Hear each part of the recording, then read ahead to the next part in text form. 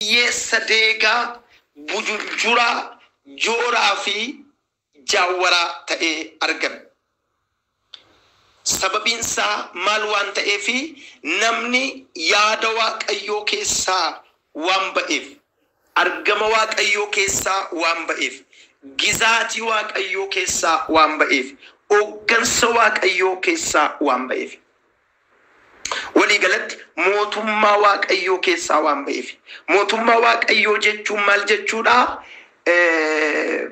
Gizaatii Waaqayyoo, bittaa Waaqayyoo jechuudha. Iddoo dhiyeessii Waaqayyoo inni guutuun jiru, iddoo argamni Waaqayyoo inni guutuun jirudha jechuudha. Namni garuu sana keessaa ba'ee maal ta'ee hiyyeessa harka duwwaa gosqaallaa ta'e. Namicha kana deebisuudhaaf caafata qulqulluu keenya keessatti Waaqayyo waamicha guddaa tokko gaafa dhiyeessu maal jedhaa? Duraan dursaati mootummaa Waaqayyoo barbaadaadha. Galanni Waaqayyoof haa ta'u.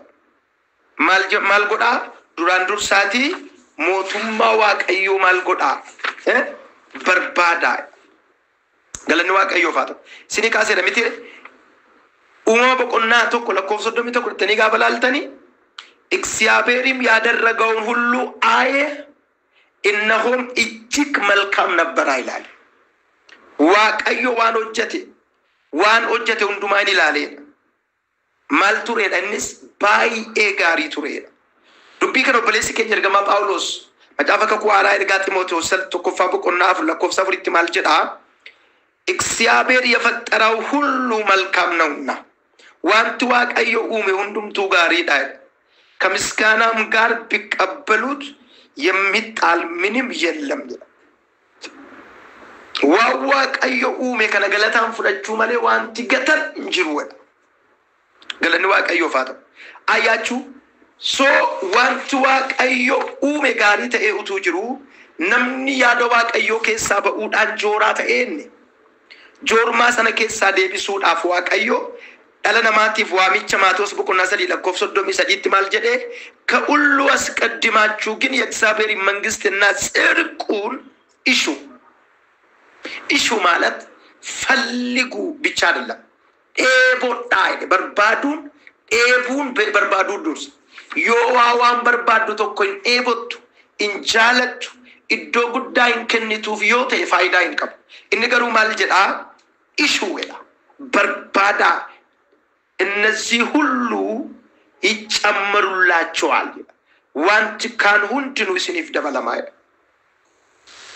wanto kokkasin sirritna hubattan nan barbaada. Namni jireenya biyya lafaa kanarra jiraatu keessatti wanti inni hubachuu qabu inni jalqabaanii fi inni ijoon ammam waan dadhabee hojjeteef, ammam dadhabee waan barateef, ammam baay'ee dhimma waan ta'eefi waan isa barbaachisu hundumaa ofiisaatii dhiyeessuu hin danda'u. Sirriitti na hubadhaa. Baay'ee waan dadhabeef, baay'ee waan barateef, baay'ee waan hojjeteef, baay'ee waan fiigeef, baay'ee waan walitti qabateefi waan isa barbaachisu hundumaa walitti qabachuu hin danda'u.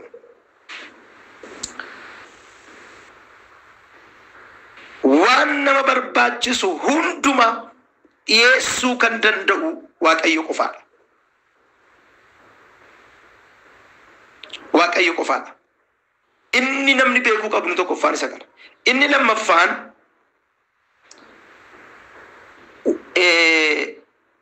የእግዚአብሔር በረከት ያለ ገደብና ያለ ልክ ወደ ህይወታችን መፍሰስ የሚጀምረው ኤቢ Waaqayyo karaan eebbii fi badhaadhummaan Waaqayyoo jireenya keenya keessatti dhangalaafamu inni guddaan Waaqayyoof hojjechuu fi mootummaa Waaqayyoo keessa jiraachuudha.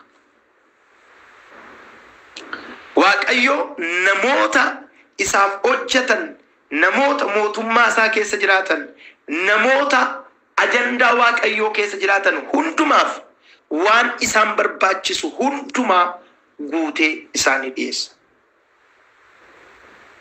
Isa kana Waaqayyo nama uume akkamittiin Waaqayyo nama akka boqochiiseef eessa akka inni kaa'e seera uumamaa dubbisuudhaan argannaa jechuudha. Kana hundumaa kanan deemee fi utuu gara aamuu fi facaasuutti hin galiin facaasuu booda aamuu jira. Aamuu booda immoo badhaadhummaatu jira. Waa'ee isa kanaa utuu hin ilaaliin dura waa'ee iyyumaa waliin wajjiniin ilaalla. ስርት ያደግስተን ከናክንተን ነበር ባድ ድህነት የእግዚአብሔር ፍቃድ ወይስ የእግዚአብሔር ፍቃድ አይደለም? ኢዩማን ፈዲዋ ቀዮቲሞ ፈዲዋ ቀዮ ሚቲ ከንጀ አጀል ፈመ መጫፈ ቁልቁሉቲን ወሊወጅን ይላል ከናፍ ሰበበ ከኑ ተው ዴቢ ከነቶን ዴቢ ሲንዱራ ጥቅሲነን ይጀልቀበስኒ ጨቀሴ uumama boqonnaa tokko 31tti Waaqayyo waan uume hundumaa maal jedheedha inni ilaalee እጅግ መልካም ነበር baay'ee gaarii tureedha. እሺ Waaqayyo uume hundumaa keessa gaariin idda jiraate gaarii idda ta'e obboleessi keenya ergamaa Phaawulosis immoo siyaafeer የፈጠረው ሁሉ መልካም ነው wanti Waaqayyo uume hundumtuu gaariidha idda jedhee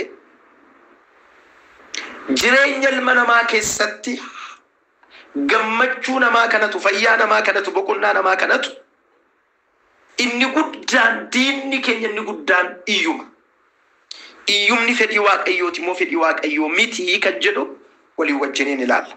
Gabaabaatti deebinan isinii deebisu qajeeltoo macaafa qulqulluutiin iyyumni fedhii Waaqayyoo miti barsiisa hundee macaafa qulqulluus miti.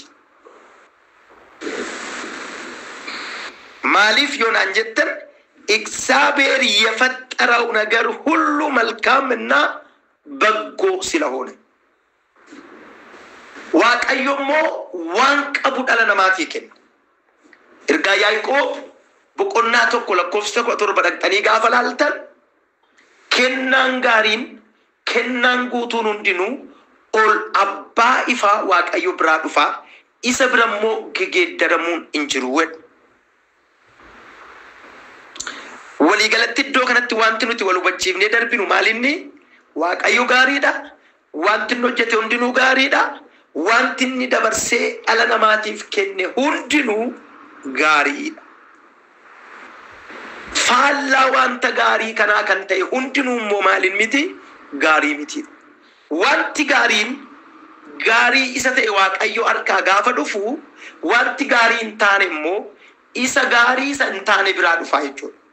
Dubbii kana gooftaan keenya Yesuus Kiristoos wangeela Yohaannis boqonnaa 10 lakkoofsa 10tti gaafa nutti himu hattuu waan biraatiif hin dhuftuudha, qaluu balleessuudhaaf dhufteedha. Ani garuu jireenya akka qabaatanii irraa afaas haa qabaataniifidha. Jaallatamaa obboleessa koo obboleettii koo iddoo kanatti waan tokko bareechiti akka itti hubattu nan barbaada.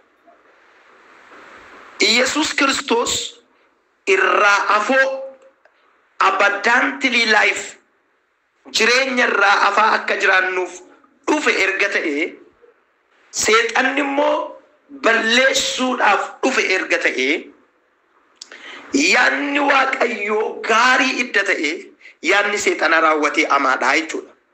Wanti gaarii ta'e hundinuu kan Waaqayyoo gaafa ta'u wanti amaa ta'e hundinuu immoo kan seexanaati jechuudha. Kanaaf isa kanarratti karaa kamiin mo'annaa kan jedhu walii wajjiniin ilaalla. Galanni guddaan Waaqayyoof haa ta'u. Isa kana gaafa yaannu ጉቱማን ጉቱት ድህነት ለሰው ልጆች የእግዚአብሔር ፍቃድ አይደለም። ኢዩምኒ አለነማቲፍ ፈዲዋ ቀዩ ሚቲ ማሊፍ ዮናን ጀተን መለኮታዊ ብልጽግና ለሰው ልጆች የእግዚአብሔር ፍቃድ ነው። ቀድሞ መጽሐፍ ቅዱሳዊ ነው። ገለንዋ ቀዩ ፋት ኤፒዋ ቀዩ የሲዋ ቀዩ badhaadhummaa Waaqayyoo fedhii Waaqayyoo ilmaan namootaatiif qabu gaafa ta'u iyyumni garuu fedhii Waaqayyoo ilmaan namootaatiif qabu mitiidha. Asii jalqabna diina keenya isa jalqabaa asii jalqabna waan ta'eef galanni Waaqayyoof haa ta'u.